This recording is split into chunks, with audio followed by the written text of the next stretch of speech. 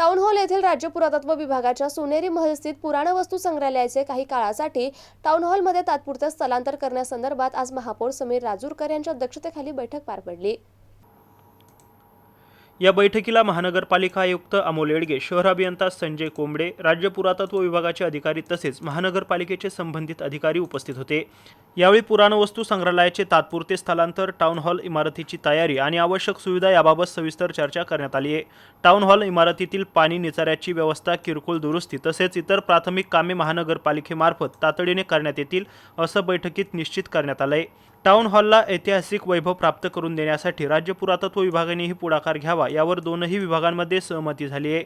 यावेळी महापौर समीर राजूरकर म्हणाले की भविष्यात राज्य पुरातत्व विभागाने पुराणवस्तू संग्रहालय पुन्हा आपल्या ताब्यात घेतले तरी टाउन हॉलचा वापर कायमस्वरूपी पुराणवस्तू संग्रहालय म्हणून करता येईल। त्या दृष्टीने या वास्तूचा नियोजनबद्ध विकास करणे आवश्यक असल्याचं त्यांनी नमूद केलंय। या बैठकीत विविध विषयांवर महानगरपालिका आणि राज्य पुरातत्व विभाग यांच्यात सकारात्मक सहमती झाली असून या निर्णयाची अंमलबजावणी करण्यासाठी लवकरच पुढील कार्यवाही करण्यात येणार असल्याचं या बैठकीत सांगण्यात आलंय।